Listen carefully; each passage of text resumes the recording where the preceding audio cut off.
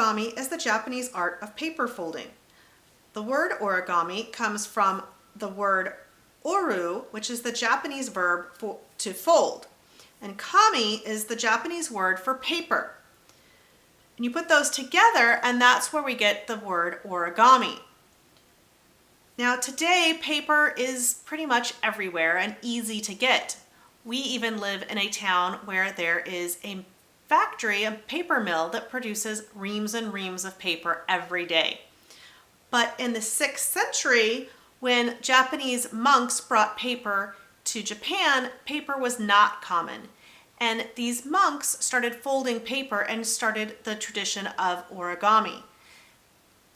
Because paper was so uncommon, only the wealthy could use paper, and it was mostly used for special occasions like weddings. And as easier paper making methods were developed, paper became less expensive, and origami became more popular, whether you were rich or poor. Then trade routes began to cross the globe, and origami was introduced to Europe and later to the United States. And today, people all over the world do origami and other types of paper folding, including you today as we make this origami radial relief sculpture.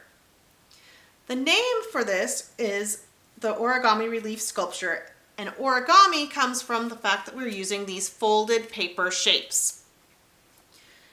Radial is because it radiates out from the center. It's a circular design that all comes out from the center. And the relief is that it stands up away from our background. It has some texture that makes it pop away from the background. Now, when we look at this, we can see that if we divide our paper in half going through the center, no matter which way we do it, whether we do it on the diagonal, whether you do it on the horizontal or the vertical, we are going to have matching. It's going to be the same on either side of that line. And that is creating radial balance. We're going to do that today as we build this sculpture. We are going to build our sculpture on this large square of black paper, but before we begin, we need to remember something, and that is to put our name on it. So take a white crayon, colored pencil, or even a regular pencil will work, and write your name on the back.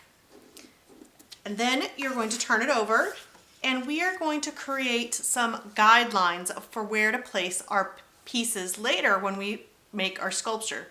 To do that, we're going to fold our paper to create those lines. Now, the very first one we are going to do is to just fold the paper in half. So take your bottom edge and line it up with your top edge, and make sure your corners match and your edge match. Hold it down with one hand and then pull back with your other hand and go across your fold. Then open it back up, turn your paper, and then repeat the same fold. Holding on with one hand, pushing with the other. Now when we open this, we now have a horizontal line and a vertical line going through our paper, dividing it into 4 sections.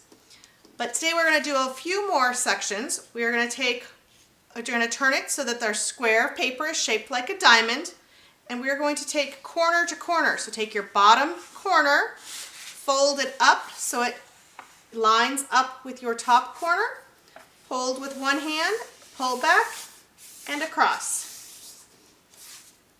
Then open it back up and turn it again, and you're going to take your corner, again the same thing, corner to corner, the ones you did not have line up last time, hold with one hand, pull back and across,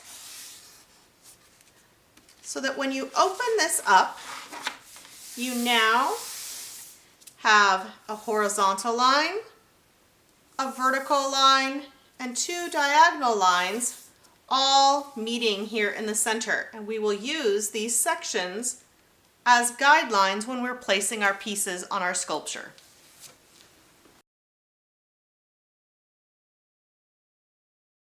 Place your square of paper so it is in a diamond shape, and we are going to make a diagonal fold that is going to go from one corner to the other corner.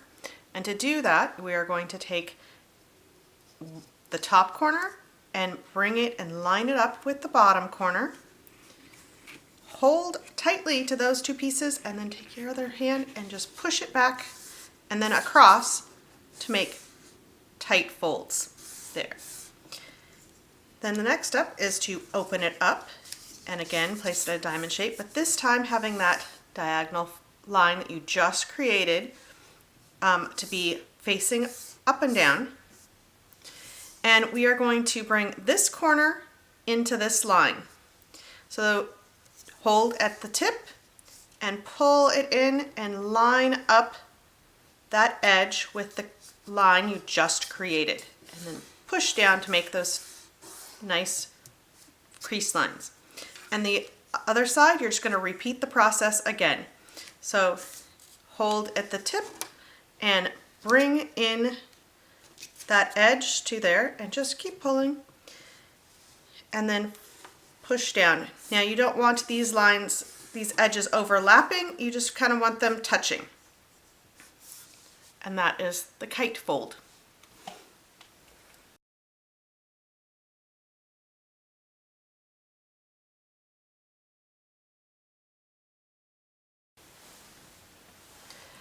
Start with your square of paper in a diamond shape, and we are going to create a diagonal line across here from corner to corner. And to do that, we will take the top corner and line it up with the bottom corner, hold on tight, and push down and across to make nice firm crease lines.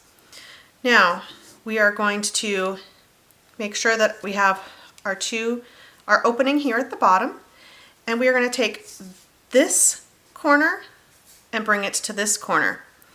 So it will be about they'll meet right here halfway. So put your finger here and bring this edge so that these corners are all meeting, and then push down.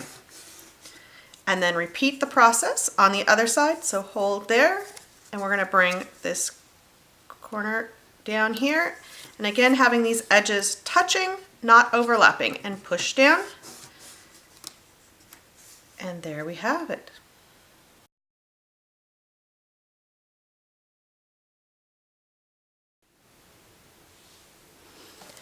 Now you're going to start with your square of paper, and you are going to simply fold it in half like a book. So bring your top edge down to your bottom edge, line up, and push down and across. Now we have a rectangular shape, and we are going to hold in the middle, and we are going to bring this corner down to the middle here. So just kind of put your finger at about in the middle and bring down until this edge lines up with this edge. And then push down to create your crease line. And again, we're going to do the same thing on the other side. So holding here, pulling down until they line up, touching, not overlapping, and then push down to create nice firm crease lines.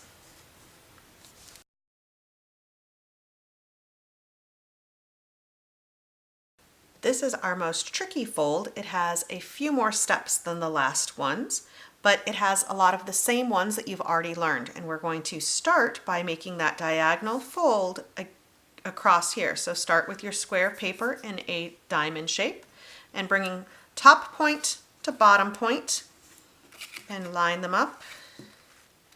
Hold and push down and across.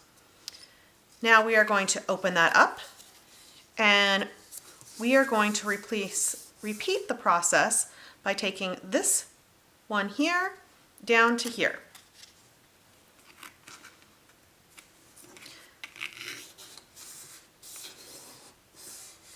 Now when you open this up, you will see that we have created a X in crease lines. Now we're going to turn it so that it is a square shape again, and we're going to take this top edge, bring it down to the bottom edge, just like like the book fold. So line up those folds and hold and push down and across. So now when you open that, you will see that we have an X with a line through it. Now we're going to use these to help us create our shape. So you're going to hold at either end of the horizontal line, and you're going to push them in together. And as you can see, that is already creating this triangle shape here at the bottom. So fold that bottom into a triangle, and then the top, just kind of pull it down in, and then go smush. And now you have a triangle with these openings here. Now make sure the openings here are at the bottom, and then we are going to hold the tip, and we're going to bring this point, or this edge, over here to the middle. So just like we've done in the past, just pull down and create our crease line, and then we're going to pull the same edge over, so this edge will then line up next to this one, touching, not overlapping. So hold at the tip, pull the point down till they are next to each other, not overlapping, and then just push down.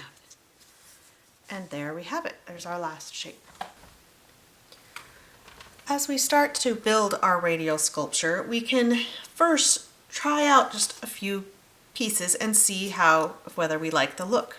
Like you could take some of your kite folds and you could start placing them. Now to make sure that we get the radial symmetry, we are going to place the opposite to opposite, so that no matter how we cut it, we are going to get the radial symmetry.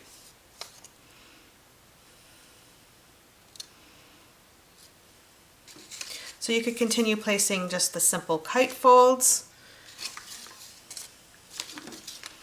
and keep going around, and you could get an effect similar to this.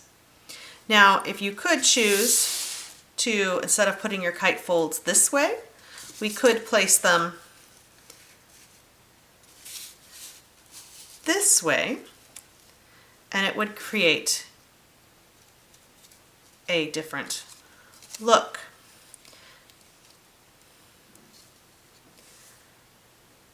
Now we could also, instead of using the kite folds, we could start from the center radial. We could use our helmet folds.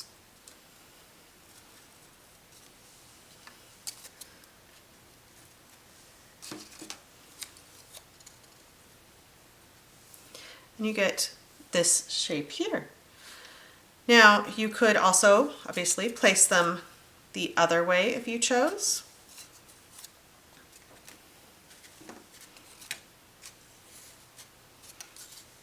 And it creates a slightly different look.